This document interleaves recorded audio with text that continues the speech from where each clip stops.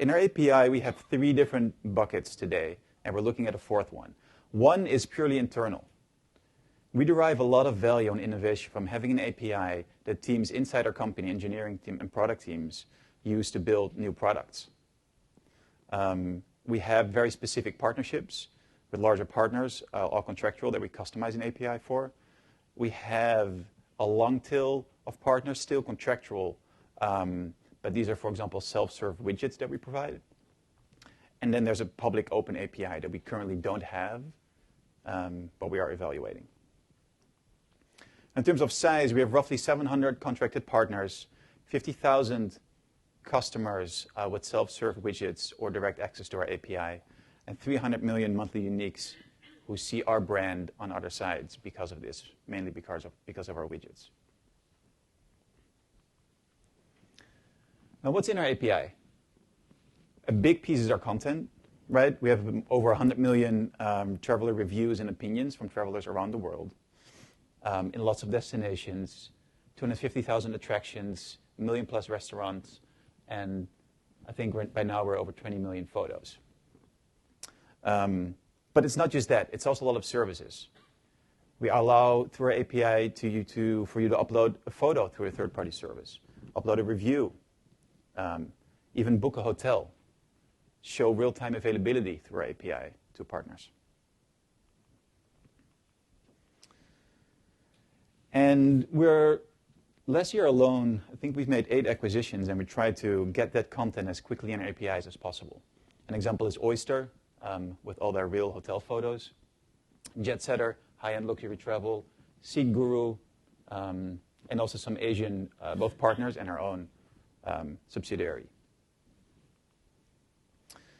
On our core product sides, our apps, we recently launched a new iOS and Android app. These are purely built on our APIs.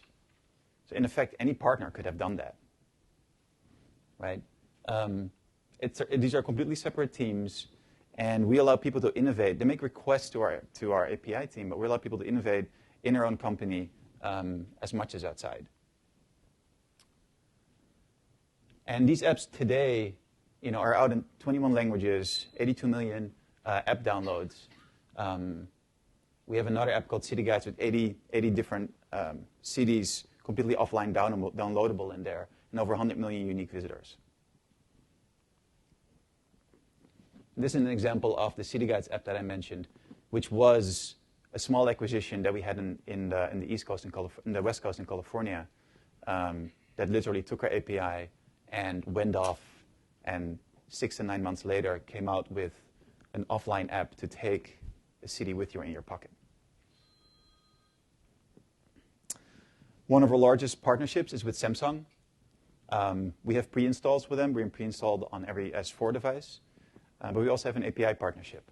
For example, on the homepage, we'll provide in-destination photos of beautiful hotels and cities.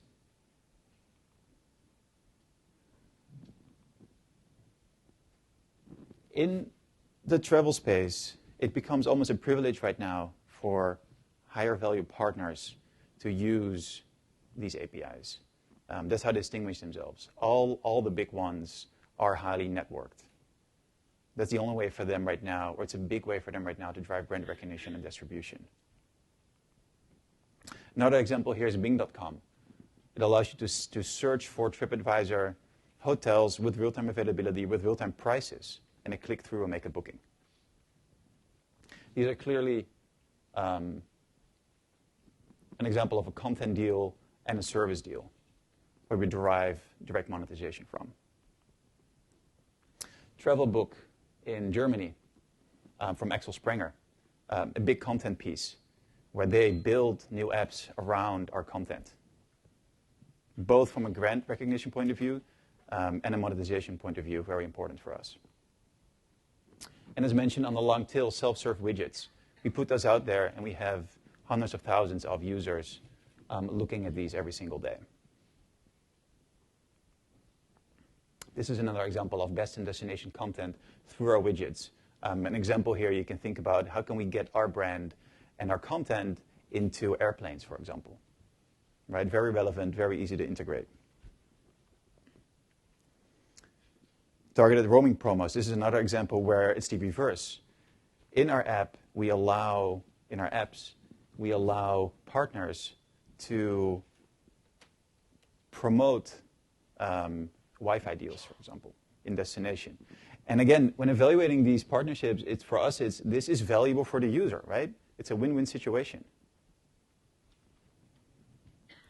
So to get back, how can a service like Siri can become more useful? That will only work in a more open world, where, if you think about TripAdvisor, there's humans consuming the website, and there's our API consumed by machines and built on top of services like Siri and others that are eventually accessed by users, which drive our distribution and monetization.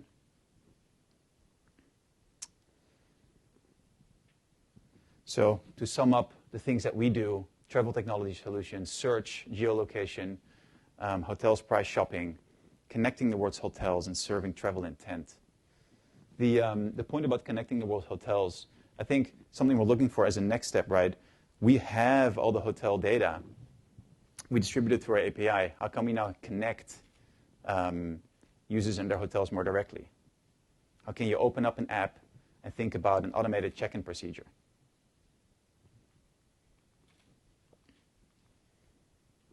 Now, the future of mobile is changing. It's moving away from different types of devices, from your smartphone to wearables, for example. So we have a little team at TripAdvisor that's working with, right now with Google Glass, making prototypes apps and see what can you do.